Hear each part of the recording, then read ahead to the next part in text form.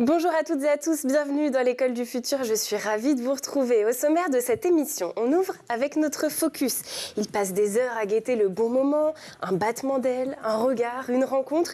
Ces clichés partagés partout dans le monde célèbrent la nature dans toute sa splendeur et révèlent l'importance de la préserver. Portrait du photographe animalier Mathieu Courdès. Et puis notre sujet du jour, notre école doit-elle changer de modèle? Alors que les classements internationaux soulignent les faiblesses du système français et qu'une part des enseignants semblent à bout de souffle, de nouvelles écoles explorent de nouvelles pistes, pédagogie active, apprentissage par l'expérience, autonomie. C'est le cas d'Ellipse Montessori Academy qui s'inspire de la méthode Montessori dont nous recevons aujourd'hui la cofondatrice Alexia Lisk. Bonjour. Bonjour. On découvre tout ça ensemble dans un instant, mais d'abord place au focus. Dans un monde où les animaux sont au cœur de nos préoccupations, notre influenceur du jour se charge de nous informer sur les espèces méconnues et leur habitat naturel. Il s'appelle Mathieu Courdès, il est photographe animalier et il est notre focus du jour présenté par Jean Martineau. Je m'appelle Mathieu Courdès et je suis photographe animalier. Mathieu Courdès, photographe animalier. La présentation pourrait s'arrêter là, et pourtant, Mathieu est bien plus qu'un simple photographe qui se contente de nous exposer ses photos. Avec plus de 200 000 abonnés sur Instagram et plus de 400 000 sur TikTok, son succès est indéniable. Un succès qui peut notamment se traduire par le fait que Mathieu cherche à expliquer ce qu'il photographie et pourquoi. Alors là, on a une trace très intéressante. Il y a une grande coulée juste ici. Et en fait, c'est un léopard qui a traîné sa proie. Puisqu'on voit les traces de léopard, vous voyez, tout là, ça a été traîné. Alors c'est une petite proie. C'est une trace très intéressante puisqu'elle nous indique qu'il y a eu un kill. En fait, le léopard va mordre sa proie au niveau du cou et ensuite va la traîner sur plusieurs mètres pour l'amener à l'ombre et la protéger des charognards.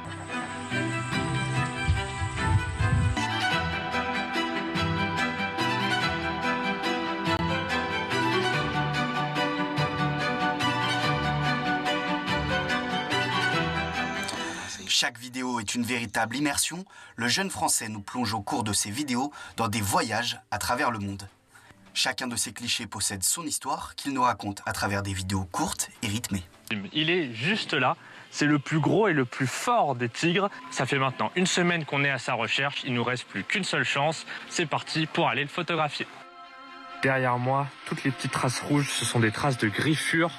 On se rend compte de la puissance de l'animal, c'est très profond, donc on est bien dans son environnement, on va essayer de le trouver.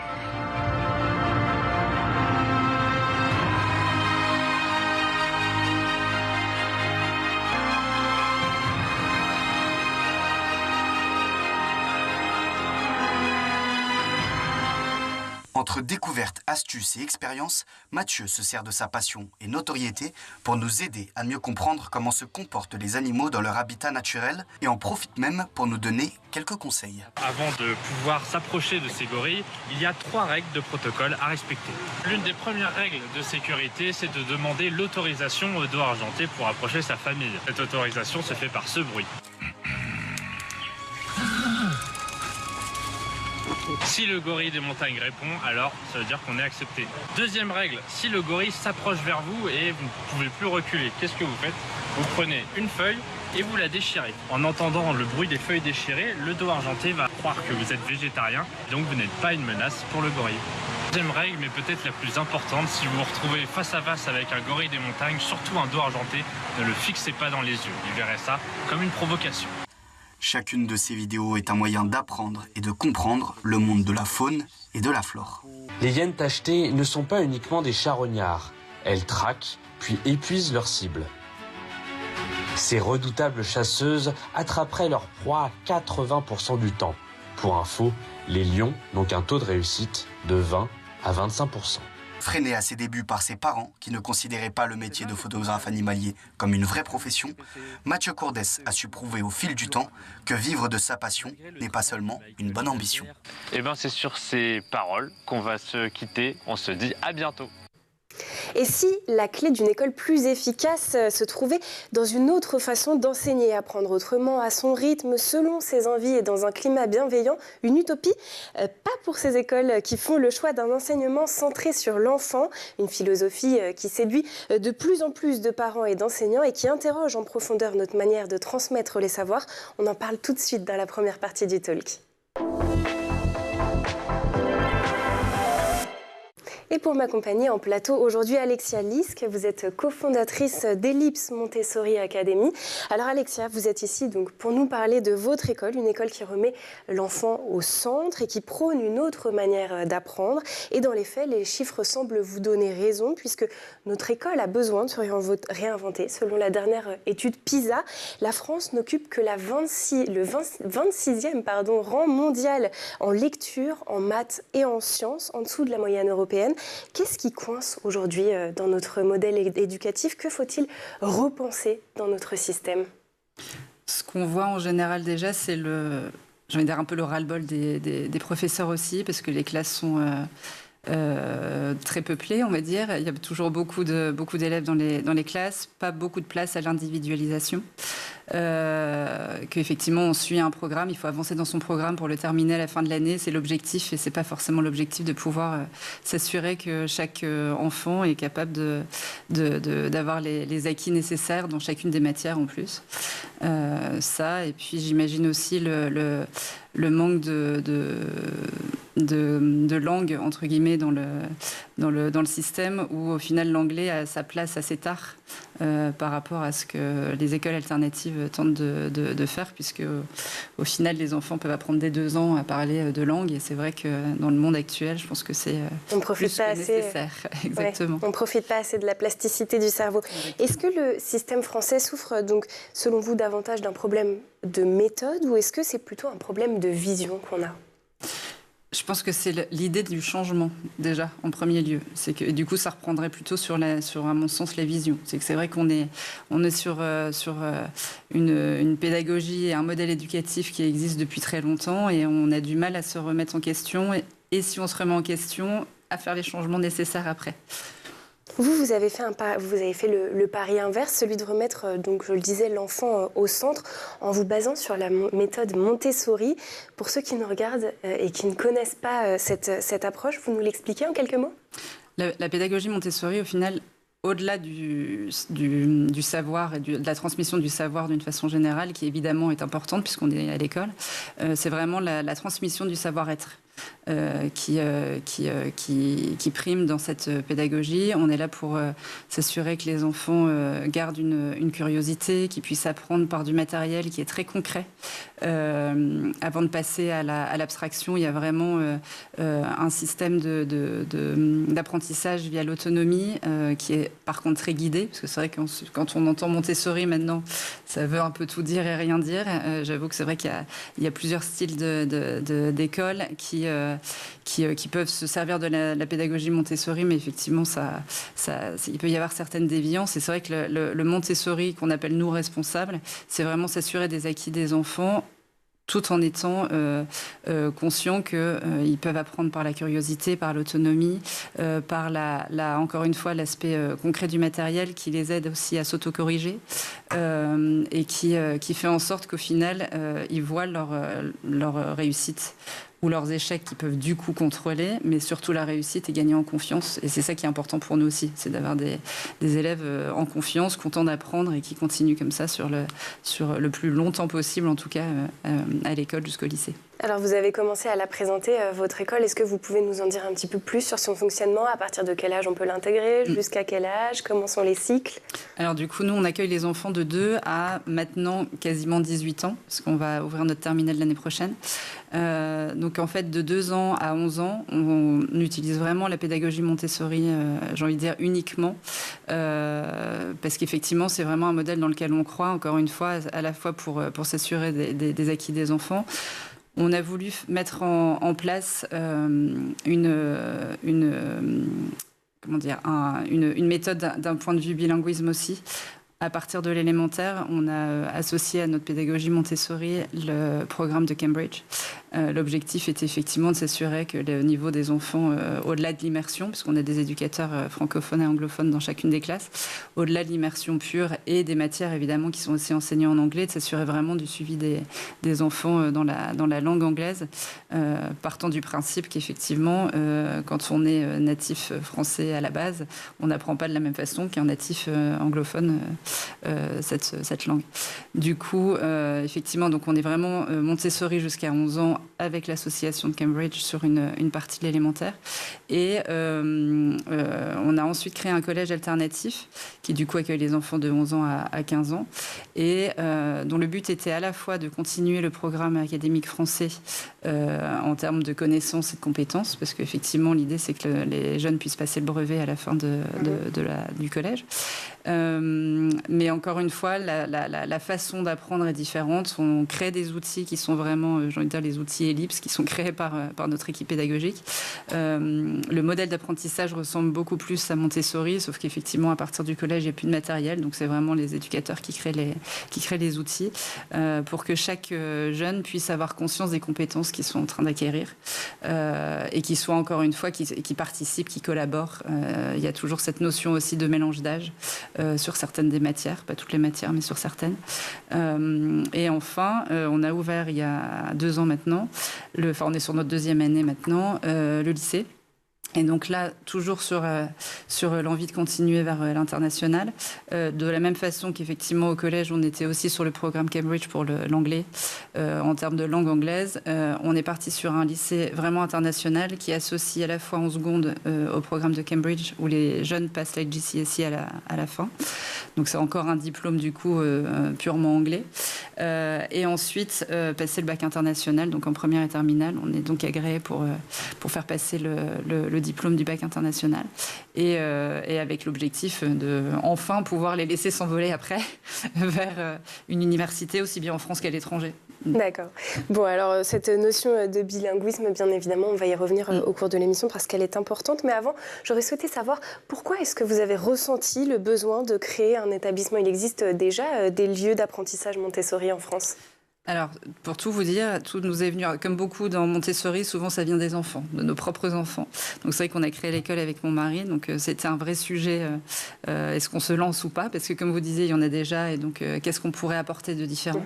C'est un peu la question qu'on s'est posée à chaque niveau. Chaque fois qu'on a créé un nouveau niveau, on s'est dit est-ce qu'on s'arrête là et on guide les enfants vers un collège ou un lycée qui existe déjà, ou est-ce qu'on peut apporter quelque chose d'autre? C'est vrai qu'en fait, en créant l'école en 2017, nos enfants, à l'époque, avaient 6 ans, donc on a en premiers enfants, entre guillemets, on a des jumeaux, qui étaient en école Montessori en maternelle avant.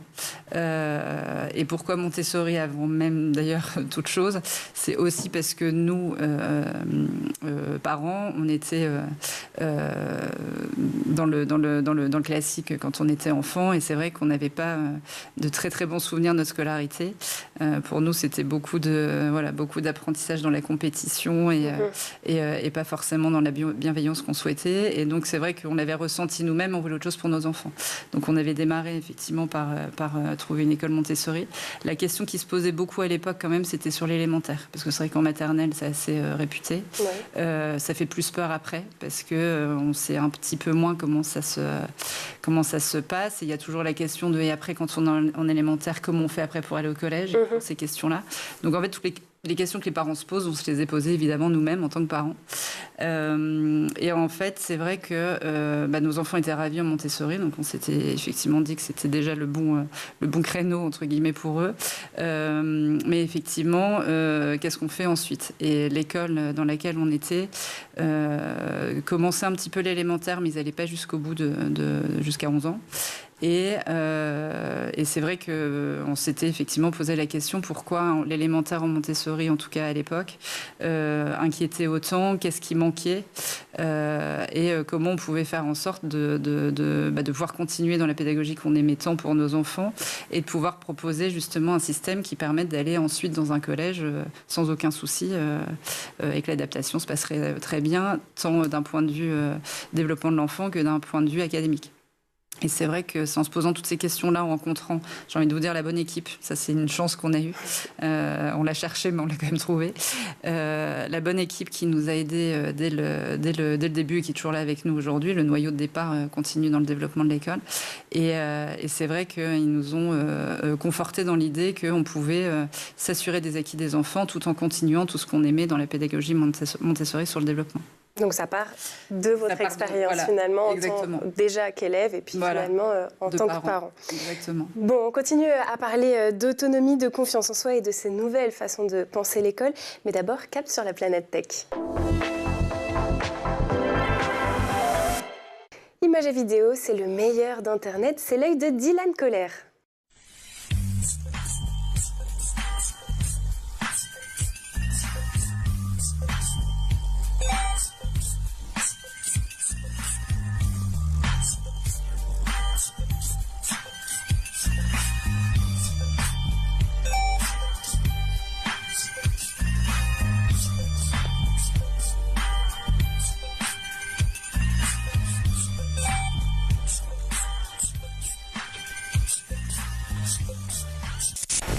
Look at this. Oh, perfect.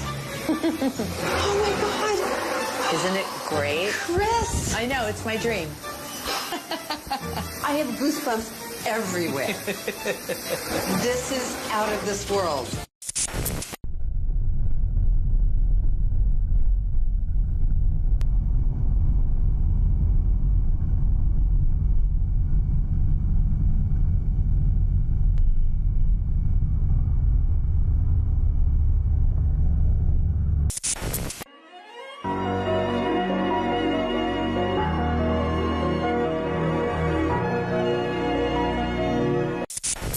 Look at this. Oh, perfect. Oh my God. Isn't it great? Chris! I know, it's my dream.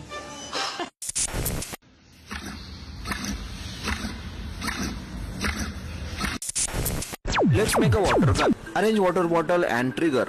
Punch a hole to the bottle and attach a trigger to the neck of the bottle. Water gun ready.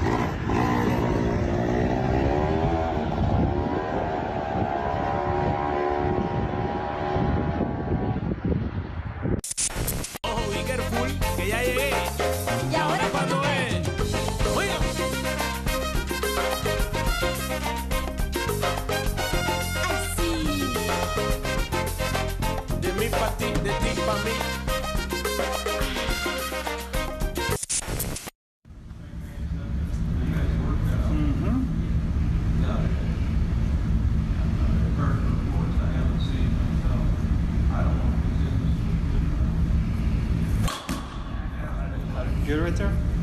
Yeah. You wanna start one? Cross my heart and hope to die. Welcome to my dark side.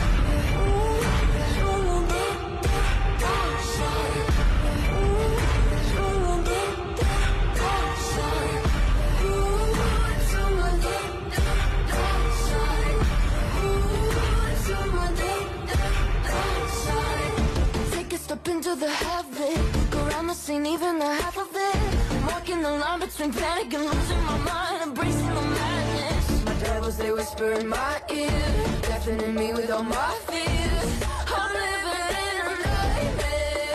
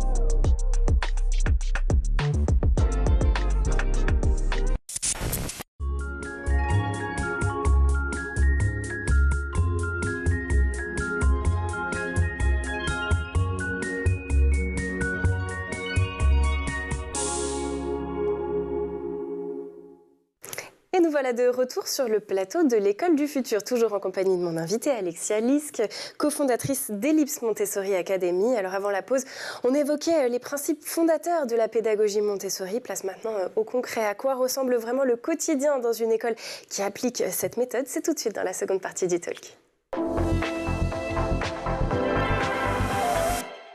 Alors Alexia, je le disais avant la pause, on a pris le temps de poser les bases de ce qu'est la pédagogie Montessori, mais on ne s'est pas interrogé sur quels sont les plus grands malentendus autour de cette pédagogie. Quels sont-ils selon vous ? C'est vrai qu'on entend beaucoup de choses malheureusement parce que c'est souvent des a priori qui sont comme le principe de l'a priori faux. Effectivement, souvent on entend que les écoles qui utilisent cette méthode sont laxistes, que les enfants font ce qu'ils veulent, c'est un peu les enfants rois. Et en fait, c'est pas du tout ça, parce que au contraire, dans une école Montessori, il y a une énorme forme de liberté, mais qui est très encadrée. Parce que des enfants de 3 ans qu'on laisse dans une classe avec du matériel, enfin de 3 à 6 ans d'ailleurs, puisqu'ils sont en âge mélangé, dans une classe avec du matériel qu'ils ne connaissent pas forcément, il y a beaucoup de règles en fait, parce qu'on leur apprend quand ils peuvent utiliser le matériel, c'est quand ils sont prêts. Il y a aussi toute une forme de répétition, donc on les incite aussi à répéter suffisamment le matériel une fois que ça leur a été présenté. Comme chaque enfant fait des choses différentes de son voisin, en l'occurrence, c'est utile de ne pas le déranger, de ne pas attraper son matériel alors qu'il est déjà en train de s'en servir. C'est toutes des petites choses au final de la vie quotidienne qu'on apprend et qui fait toutes ces choses qui font vraiment partie de leur apprentissage et qui effectivement sont complètement différentes d'une classe classique où tout le monde ferait la même chose en même temps, assis devant le professeur. Et effectivement, c'est des notions qui ne sont pas apprises ailleurs. Mais pour une raison malheureuse, les gens pensent qu'au final, ils sont en train d'errer dans la classe et font ce qu'ils veulent, alors que pas du tout. C'est vraiment très, très contrôlé. Vous avez donc évoqué le fait qu'effectivement, on peut avoir des a priori. Je pense que la meilleure manière de les débunker, peut-être, c'est de nous expliquer ce qu'est une journée type dans votre école. Alors, la journée type dans l'école, c'est vrai que ça change des âges, donc c'est un peu compliqué.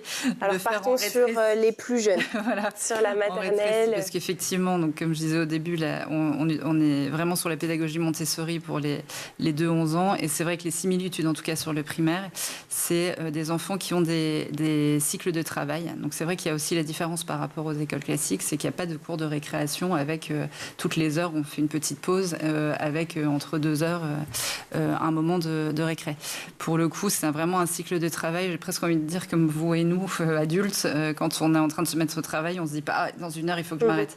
L'idée, c'est que l'enfant aille au bout de son activité et puisse même continuer dans sa concentration à choisir une deuxième activité, puisqu'évidemment, il ne fait pas une activité en 2 heures, il en fait plusieurs.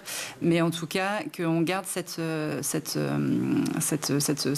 façon de travailler qui est vraiment de se dire on a un bon moment de concentration pendant 2h30 avec évidemment des petits moments de détente. On peut aller prendre un petit livre, on peut aller écouter de la musique, on peut faire des pauses entre guillemets, mais on reprend à chaque fois une activité après. Donc c'est vrai que les matinées, c'est vraiment temps de travail pendant 2h30. Pour les plus jeunes, on a un moment de motricité, donc ils vont dans une salle dédiée où on a un tatami et des activités de motricité pour les 2 ans et les 3-6 ans. Ensuite se passe le déjeuner. Le déjeuner se passe dans les classes. Donc ça aussi, c'est un moment au final d'apprentissage. On apprend à nettoyer sa table parce qu'on vient de travailler dessus, comme si on travaillait dans la cuisine le week-end et qu'ensuite on devait préparer le déjeuner.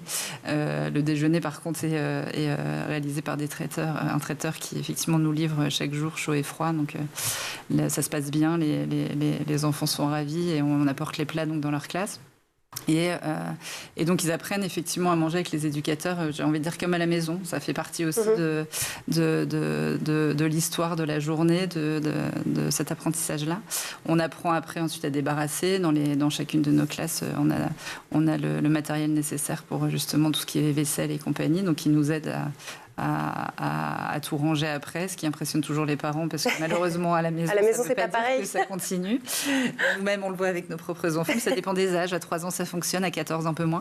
Mais en tout cas, on a mis les bases. On a fait ce qu'on pouvait. Mais effectivement, il y a vraiment cette notion de quotidien qui fait partie de l'école et c'est pas juste l'académique, encore une fois.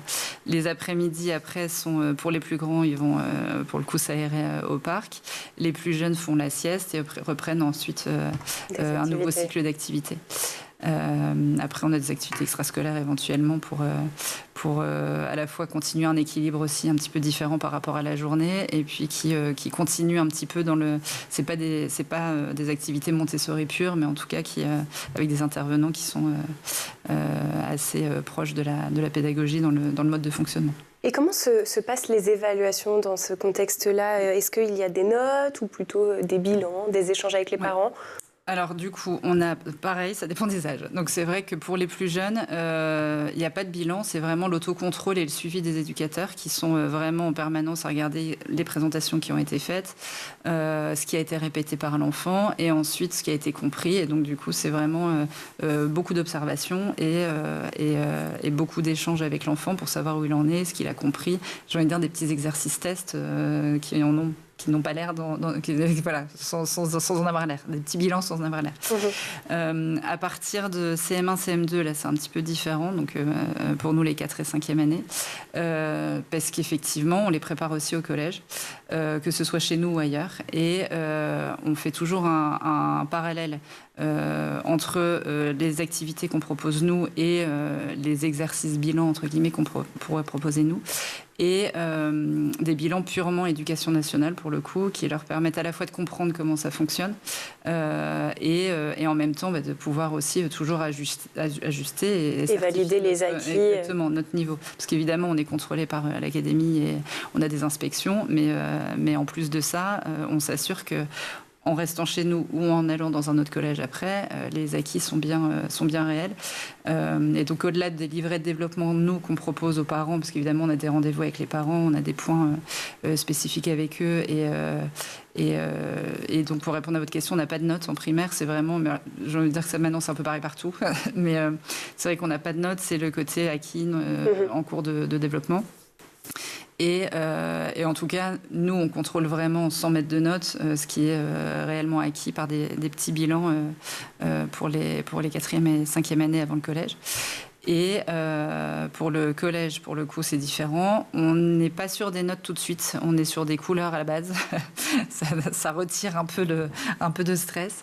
On est sur des couleurs à la base. Et puis, c'est à partir de la 3e où là, pour le coup, on met vraiment des notes. Comme ça fait vraiment une équivalence par rapport au brevet. Et ça ne nous empêche pas, par contre, de mettre des équivalences en notes pour des enfants qui devraient déménager ou qui souhaiteraient retourner dans un système classique à un moment donné pour qu'il y ait évidemment une équivalence.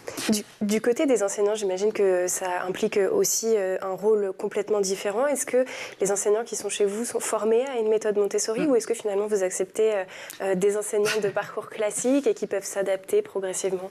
Non, alors c'est vrai que nous, on met vraiment un point d'honneur sur la formation. Donc c'est vrai qu'ils sont tous formés... Quand ils sont en France, c'est la formation AMI qui est privilégiée chez nous. Quand ils viennent de l'étranger, la formation AMI, qui est du coup la certifiée réelle, j'ai envie de dire, en Montessori, n'existe pas forcément partout. Donc il peut y avoir des équivalences. Donc comme effectivement, on insiste aussi sur le côté natif des éducateurs. Quand ils ont fait la formation dans leur pays, l'équivalence fonctionne aussi. Mais c'est vrai qu'on fait très attention à ça parce que c'est vrai que, j'ai envie de dire, le mindset n'est vraiment pas le même. Et à la fois, c'est super d'avoir, pour le coup, un professeur qui viendrait de professeur des écoles et qui ferait aussi la formation Montessori, parce qu'effectivement, au moins, il connaît bien le programme, évidemment, de l'éducation nationale. Mais c'est vrai que ce qui est très, très important, s'il n'a que ça, mais qu'il n'y a pas la formation, il manque vraiment quelque chose. Et du coup, dans la façon de faire et la méthode mise en place, on voit que ça ne fonctionne pas pareil. Et pour les éducateurs, vu que c'est vrai qu'ils travaillent, ça aussi c'est un peu la différence par rapport au classique, c'est qu'ils travaillent par 2 ou par 3 en fait dans une classe. Et c'est vrai qu'il faut aussi se comprendre. Et quand on a la même formation, ça aide. Et bien pour évidemment. le suivi des présentations des enfants aussi. À l'heure où notre système éducatif cherche à se réinventer, ces modèles alternatifs rappellent qu'il existe 1000 façons d'apprendre et tout autant d'enfants à accompagner. Merci beaucoup Alexia Lisk d'avoir été avec nous sur ce plateau. Je le rappelle, vous êtes cofondatrice d'Ellipse Montessori Academy. Merci également aux équipes en régie et à Édouard Degnaud d'avoir produit cette émission et surtout merci à vous de nous avoir suivis. Vous pouvez bien entendu nous retrouver sur les réseaux sociaux ou alors vous pouvez patienter jusqu'à demain pour un nouveau rendez-vous. D'ici là, portez-vous bien.